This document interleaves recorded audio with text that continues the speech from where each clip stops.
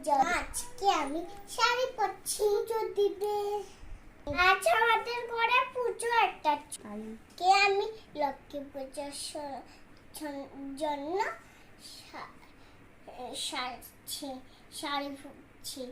হ্যাঁ, কমেন্টে জানাবে, বন্ধ করবে না। আমি তোমাদের লগে শেয়ার করব। আজ থেকে আমি ব্লগ শুরু করব।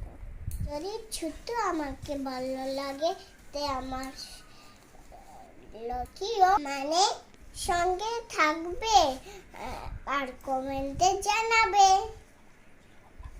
আমাকে কি রকম লাগছে, কমেন্টে জানাবে। আর যারা সাবস্ক্রাইব করনি আর আমার জন্য কমেন্টে জানাবে। আমার চ্যানেল থাকে সাবস্ক্রাইব করে আর আমার পাশে থাকবে। বন্ধুরা, পরে দেখা হবে।